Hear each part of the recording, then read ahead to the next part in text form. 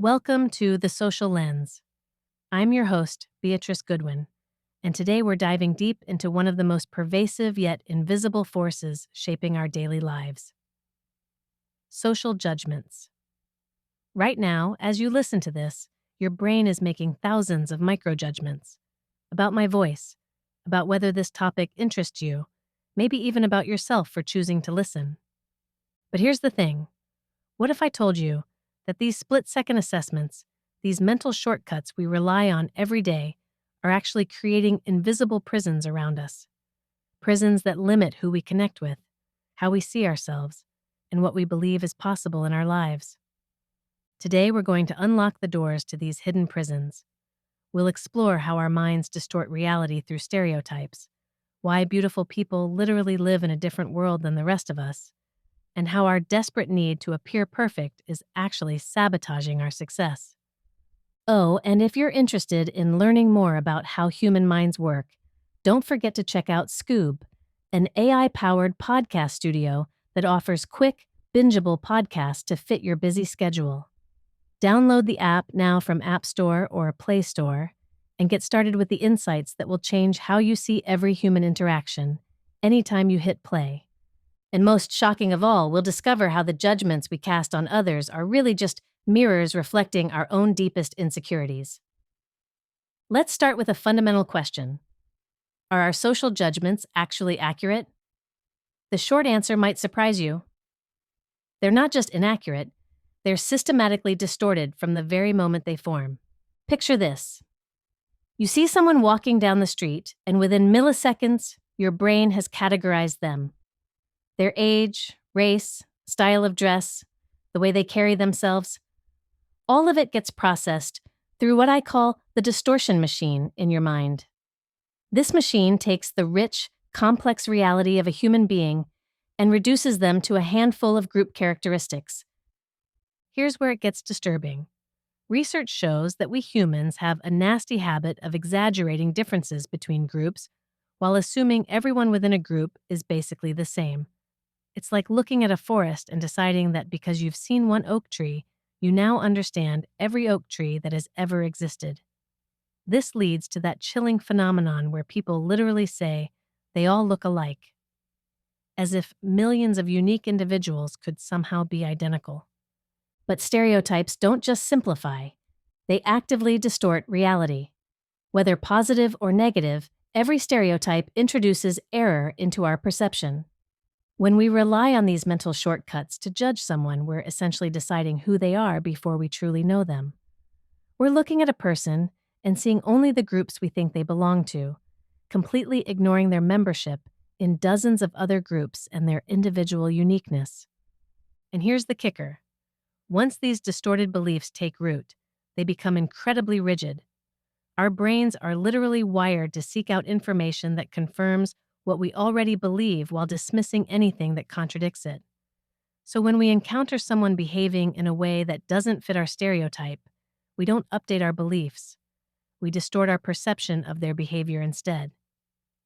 This isn't just harmless mental efficiency. It's a systematic corruption of how we see reality, and it's happening in every social interaction we have. Now, let's dig deeper into something even more primal: how our social identities turn us into unwitting participants in psychological warfare. Back in 1954, researchers conducted a fascinating and terrifying experiment. They took 11-year-old boys at a summer camp, kids who had never met before, and randomly divided them into two groups. That's it, just random assignment. Within days, these groups had named themselves the Rattlers and the Eagles, formed intense bonds within their groups, and began actively demonizing the other side. They tore down each other's flags, threw rocks, and treated the other group as genuine enemies. 11-year-olds, random assignment, instant tribal warfare. This reveals something profound about human nature. We don't just have one identity. We have multiple social identities that intersect in complex ways. You might simultaneously identify as a Democrat, a Christian, a parent, a Southerner, and a small business owner. Each of these identities comes with its own emotional weight, its own sense of pride or defensiveness. These identities do something remarkable to our perception. They automatically divide the world into us and them. Our in-group, people like us, suddenly appear more virtuous, more intelligent, more trustworthy. The out-group, those different from us, become suspicious, potentially threatening, possibly unethical. A researcher from the University of Manchester found that this isn't conscious bias. It's an automatic cognitive process. Your brain is literally programmed to favor people who share your group memberships and to view outsiders with suspicion. This happens whether we're talking about political affiliation, religion, race, profession, or even something as arbitrary as which sports team you support. The implications are staggering. Every time you meet someone new, your mind is instantly categorizing them as friend or foe based on visible or assumed group memberships. You're not seeing them as an individual. You're seeing them as a representative of various tribes, and your brain is calculating whether they're on your team or not. This tribal thinking can foster connections, but it also fuels the very stereotypes and prejudices we just discussed. It's the psychological foundation of discrimination, conflict, and misunderstanding between groups. And the most unsettling part? Most of us have no idea it's happening. Here's a truth that will make you uncomfortable. If you're physically attractive, you're literally living in a different reality than everyone else. And if you're not, you're experiencing a form of subtle but pervasive discrimination that affects everything from your career prospects to your salary. Social scientists call this the halo effect, when one positive trait casts a golden glow over how we perceive everything else about someone. Physical attractiveness is the ultimate halo, and its power is both automatic and unconscious. When we see an attractive person, our brains instantly attribute personality traits to them. They must be more talented, kinder, more honest, more trustworthy, and more intelligent. Not because we have any evidence of these traits, but simply because they're good-looking. The real-world consequences are shocking. In Canada's federal election, attractive political candidates received more than double the votes of their less attractive opponents. Double. Let that sink in. We're literally choosing our leaders based on cheekbones and symmetry. And here's the terrifying part. 73% of voters firmly denied that appearance influenced their decisions. Only 14% admitted it might have had even the slightest impact. The workplace isn't any better. In mock job interviews, well-groomed candidates consistently outperformed equally qualified but less attractive applicants.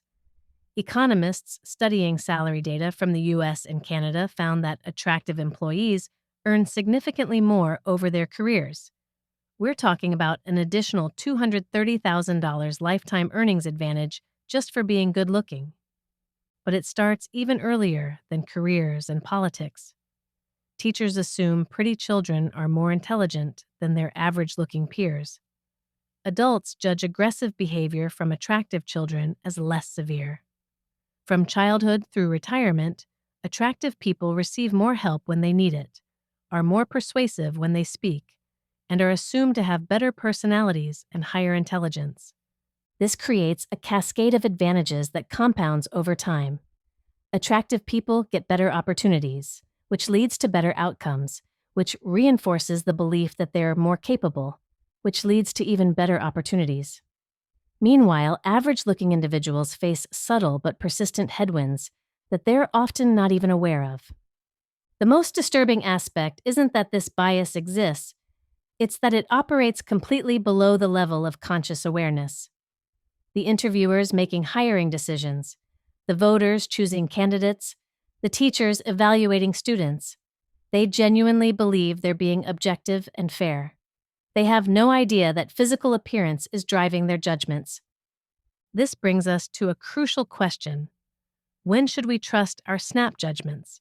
And when are they leading us astray? Malcolm Gladwell's book, Blink, sparked a widespread belief that our first impressions are usually our most accurate impressions. Gladwell argues that we have an innate ability to rapidly process complex information and arrive at sound judgments without understanding how we reached our conclusions. He suggests that overthinking might actually lead to worse decisions. There's some truth to this, but only in very specific circumstances. Our blink judgments can be remarkably accurate when we're dealing with pattern recognition tasks or interpersonal situations where we have significant experience. A veteran police officer might instantly sense something's wrong in a situation. An experienced therapist might immediately pick up on a client's emotional state. These snap judgments rely on years of accumulated pattern recognition. But here's where it gets dangerous. We tend to overgeneralize this ability. Extensive research shows that people actually struggle with many types of judgments, whether they're made instantly or after long deliberation. We're particularly terrible at estimating probabilities, assessing our own competence relative to others, and understanding cause and effect relationships. Even seasoned professionals show consistent biases. They emphasize vivid anecdotes over statistical data. They see patterns where none exist and perceive causality instead of mere correlation.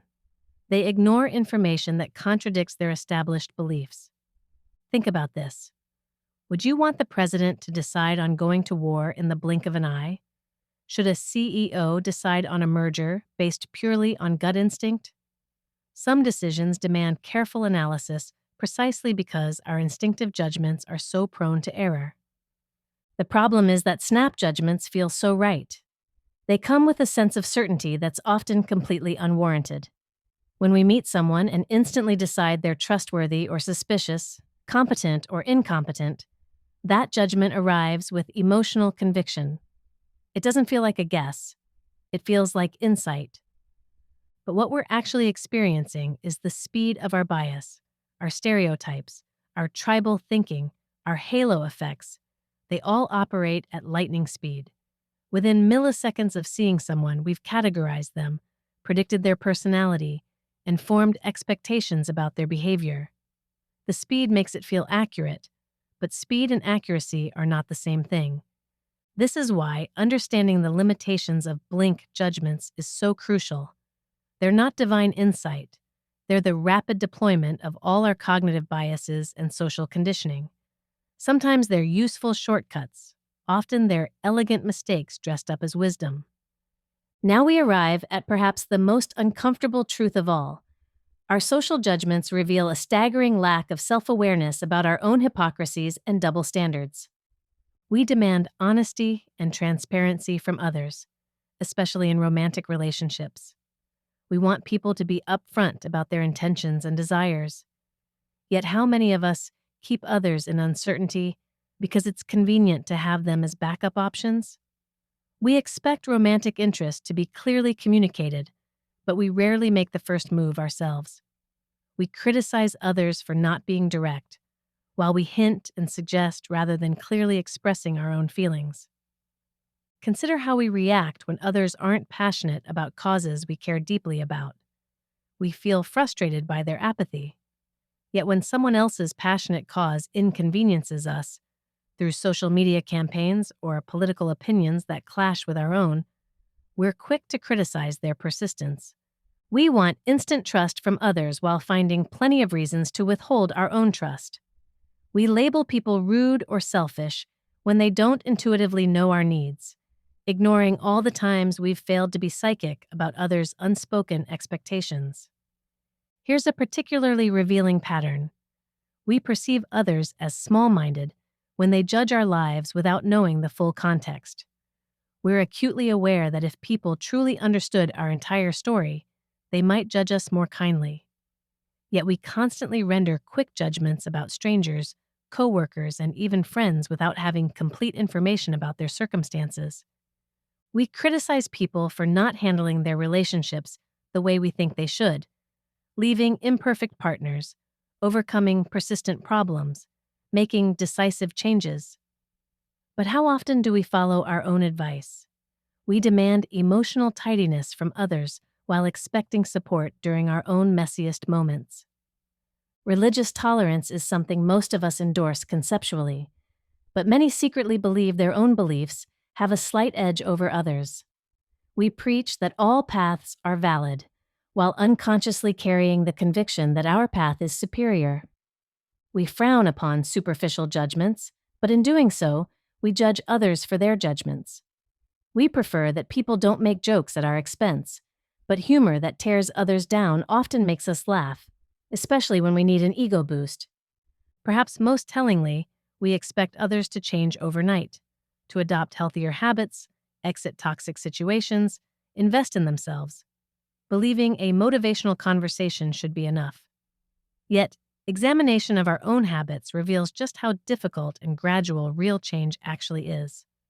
When we're tired and under pressure, we prioritize our schedule over social niceties. We make noise in public, inconvenience service staff, cut corners on politeness. But when others display these same behaviors, we see them as inconsiderate or poorly raised. This pattern reveals something profound. We judge others by their actions while judging ourselves by our intentions. We know the pressures and circumstances that lead to our own shortcomings, so we extend ourselves compassion. But we see others' mistakes without the context of their struggles, so we judge them more harshly. The mirror of our social judgments reflects not the truth about others, but the truth about our own blind spots, insecurities, and unacknowledged contradictions. Peel back the layers of judgment with Skoob, where quick episodes spark deeper understanding.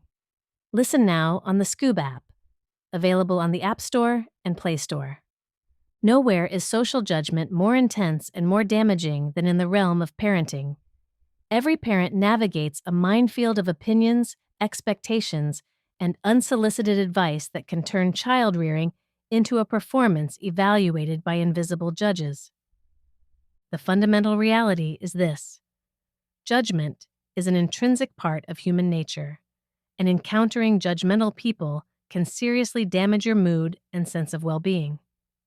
But as a parent, you have a unique relationship with your child that nobody else can fully understand. Only you can truly determine what's best for your specific child in your specific circumstances.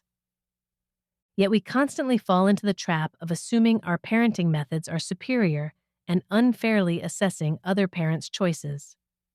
What we fail to recognize is that we can never fully grasp someone else's complete circumstances or the motivations behind their decisions. Everyone's life contains countless facets unknown to outsiders and even close family members. That parent who seems too strict might be managing behavioral challenges you can't see.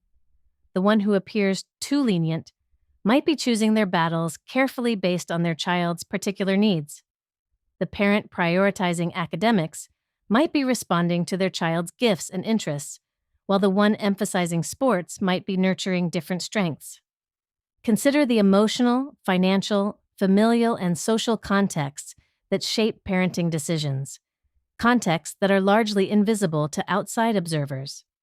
The parent choosing a particular school system might be weighing factors you know nothing about. The one with strict dietary rules might be managing allergies or health conditions that aren't obvious. The parent who appears overprotective might have experienced losses or threats that inform their caution. Every parent loves their child deeply and is trying their best, even when their efforts aren't publicly visible. That parent who looks disorganized at pickup time might have spent their morning managing a crisis you'll never know about. The one who seems uninvolved might be working multiple jobs to provide financial stability. Research shows that children raised by significantly different parenting styles, from highly involved to more hands-off approaches, can all end up happy and well-adjusted. The over-involved mother who dedicates herself entirely to her child's development demonstrates admirable devotion, but she risks losing her own identity and struggling when her children become independent. The under-involved mother who maintains stronger boundaries might face criticism for prioritizing self-care, but she models the importance of personal fulfillment and independent identity. Both approaches have merits and potential pitfalls, yet they often lead to mutual judgment and constant self-questioning among parents. The over-involved parent worries she's being too controlling, while the under-involved parent worries she's being too selfish. Meanwhile, they're both judging each other's choices without understanding the full picture. The key insight is this. Instead of focusing energy on judging other parents, channel that energy toward embodying compassion and kindness. These qualities benefit not only your own growth, but also the values you model for your children. When you encounter parenting choices that seem wrong to you, remember that you're seeing only a tiny slice of a much larger, more complex story. For some people, the fear of social judgment becomes so overwhelming that it evolves into social anxiety disorder, a condition that reveals just how destructive our judgment-focused culture can become. Social anxiety disorder involves an acute sensitivity to real or imagined criticism and an intense fear of embarrassment or humiliation in social settings. Individuals with this condition perceive themselves as being under constant scrutiny, feeling that others are judging them harshly at every moment. The fear stems from a terror of performing poorly in social situations, which creates deep concern about potential experiences of shame and humiliation. These individuals may spend weeks worrying about upcoming social encounters. The anxiety is so intense that it severely impacts work, education, and personal relationships, making it exceptionally difficult to form and maintain friendships. What makes social anxiety disorder particularly cruel is that the suffering doesn't end when the social situation is over. Unlike people with panic disorder, who often feel relief after surviving a difficult situation, those with social anxiety enter what researchers call an evaluation anxiety phase. They obsessively replay events, analyzing their own behavior and others' reactions, convinced that they've been found wanting. The tendency to interpret neutral or ambiguous social cues negatively makes everything worse. A person with social anxiety is more likely to perceive negative emotions in others' faces, even when they're not there. This feeds into their fears and skews their memories toward negative events. Even when they intellectually recognize that their fears might be excessive, this awareness doesn't reduce their anxiety. The disorder can be so severe that basic requests become insurmountable. One individual couldn't ask family members to pass a dish at dinner, choosing instead to eat alone in front of the television. Others can't ask for directions, enter rooms full of people, or eat in public without experiencing severe anxiety. Performance anxiety represents a specific variant, focusing on activities like public speaking or taking tests. One patient avoided getting a driver's license not because she feared driving, but because the thought of potentially failing the written test was too humiliating to contemplate. Despite holding a master's degree, she couldn't bear the possibility of failing, preferring to let others think she was afraid of driving rather than confront her real fear of judgment. Social anxiety disorder represents the extreme end of our judgment-obsessed culture. It shows what happens when the normal human concern about others' opinions spirals out of control. These individuals are experiencing, in magnified form, the same fears that affect all of us. The fear of not measuring up, of being found inadequate, of facing disapproval or rejection. The tragedy is that this fear of judgment becomes a prison that prevents people from engaging with life. They miss opportunities, avoid relationships, and limit their experiences, all to escape the possibility of negative evaluation. In trying to protect themselves from judgment, they ensure that their fears become self-fulfilling prophecies. This fear of judgment often manifests in another destructive pattern, perfectionism. But here's something crucial to understand. Perfectionism and the pursuit of excellence are completely different things. Striving for excellence is about growth, improvement, and personal satisfaction. It asks, how can I do better? Perfectionism, on the other hand, is about avoiding criticism, blame, and shame. It asks, what will others think of me? Perfectionism acts like a heavy shield that we carry around, believing it will protect us from judgment. But this shield actually hinders rather than helps us. It's not about self-improvement. It's about earning approval and acceptance from others.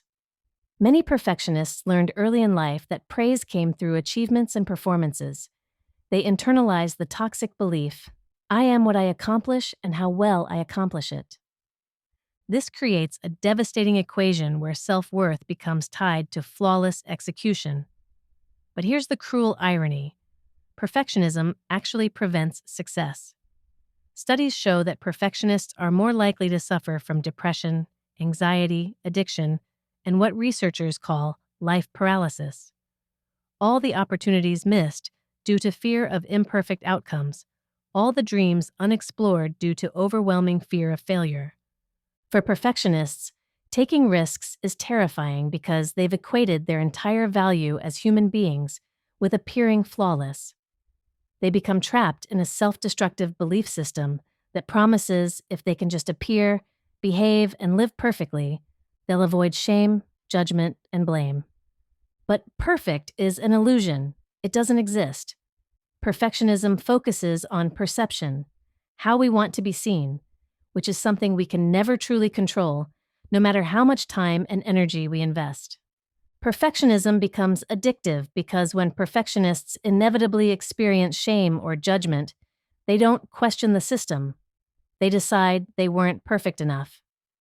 Instead of recognizing perfectionism's flawed premise, they become more entrenched in pursuing the impossible. The most tragic aspect is that perfectionism often increases the likelihood of experiencing the very shame and judgment it's meant to prevent. When perfectionists make mistakes, which is inevitable, they engage in brutal self-criticism. It's my fault. I'm feeling this way because I'm not good enough.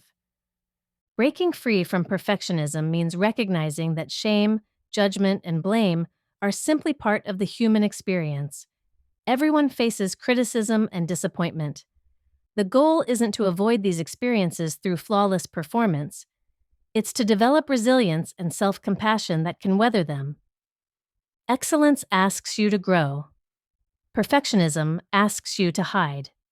Excellence celebrates progress. Perfectionism demands impossibility. Excellence is about becoming better.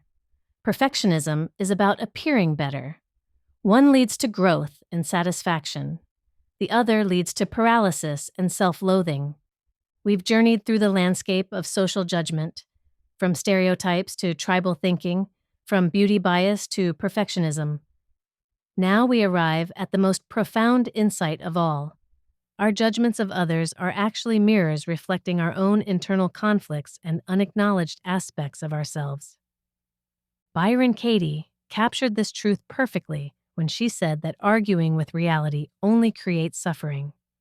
Our judgments are essentially arguments with what exists, what has occurred, and what ought to be. These judgments inevitably generate suffering and require our forgiveness to heal. Here's the revolutionary insight.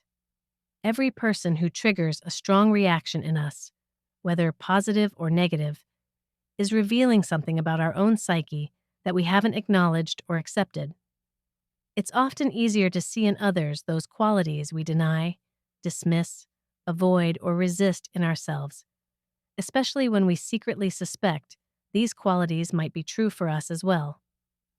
When we commit to emotional honesty, our reactions to circumstances, situations, and people reveal significant insights about ourselves rather than about anyone else.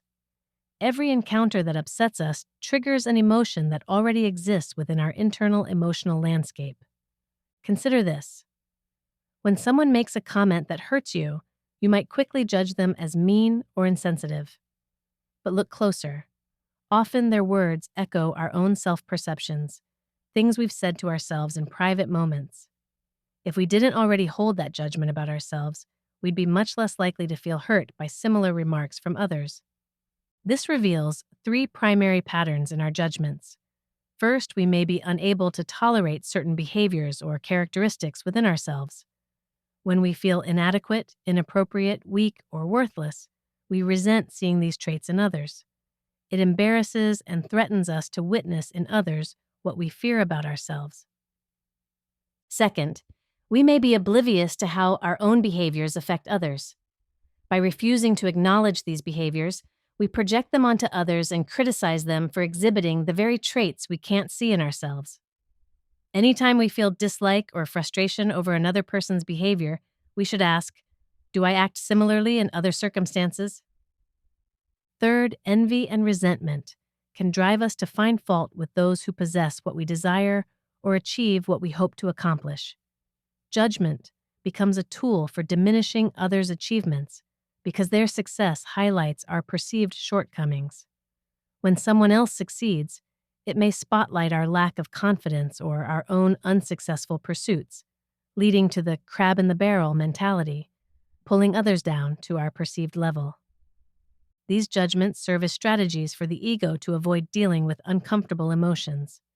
When we lack awareness of the feelings churning within us, we create judgment-laden stories about others to distract ourselves from our own inner experience. The path to freedom lies in forgiveness, not just of others, but of our own judgments. Through forgiveness, we can examine and release ingrained beliefs about ourselves, reducing our compulsion to judge others. When we genuinely comprehend ourselves and develop compassion for our own less favorable aspects, judgment of others becomes much less likely to be our default response. This is transformative work. As we cultivate greater self-understanding and internal compassion, we become equipped to extend the same generosity to others. We begin to see that the judgments we make about others often arise when we're unable to process our own discomfort. The critical remarks we aim at others frequently mirror our own experiences and attitudes. So here we are at the end of our journey through the hidden prison of social judgment. We've discovered that this prison has many cells: the distortion of stereotypes, the warfare of tribal thinking, the inequality of beauty bias, the illusion of snap judgments, the mirror of our hypocrisies, the pressure of parenting expectations, the paralysis of social anxiety, the trap of perfectionism, and the ultimate revelation that our judgments of others are really judgments of ourselves. But recognizing these prison walls is the first step toward freedom. Every insight we've explored today offers a key to unlock another door, another opportunity to see more clearly, judge more fairly, and live more authentically. The next time you catch yourself making a snap judgment about someone, pause and ask, what is this telling me about my own assumptions and biases? When you feel triggered by another person's behavior, inquire, what aspect of myself am I seeing reflected back at me? When you feel the urge to criticize a parent's choices or judge someone's appearance or performance, remember, you're seeing only a tiny fragment of their complex, multidimensional reality. Perhaps most importantly, when you notice the harsh voice of self-judgment arising in your own mind, practice the same compassion you'd offer a dear friend. Remember that perfectionism is not protection, it's a prison. Excellence is not about flawlessness, it's about growth. The hidden prison of social judgment loses its power when we bring it into the light of awareness. We may never completely escape our tendency to judge. It's too deeply wired into human psychology. But we can become conscious of it. We can question it. We can choose curiosity over certainty, compassion over criticism, understanding over assumption. In doing so, we don't just free ourselves. We contribute to freeing others. Every time we choose empathy over judgment, we make it a little safer for someone else to be authentic. Every time we extend grace instead of criticism, we help create a world where people can show up as they truly are, instead of as they think they should be. The ultimate truth about social judgment is this: it reveals more about the judge than the judged. When we truly understand this, everything changes. The prison doors swing open, and we step into a world of deeper connection, greater authenticity, and profound freedom. The choice, as always, is yours. Will you remain in the hidden prison of judgment, or will you step into the light of awareness and compassion? The keys are in your hands. Thank you for joining me on this journey with The Social Lens. I'm your host, Beatrice Goodwin, and until next time, remember, the world you see is a reflection of the eyes you see it with. If this reflection moved you, there's more waiting on Skoob, your AI-powered podcast companion for deeper thinking in minutes. Download the Skoob app on the App Store or Play Store and keep exploring. Also, don't forget to like, share, and subscribe to the channel for more insightful podcasts. Remember, if you choose to see the world with kindness, it will transform everything around.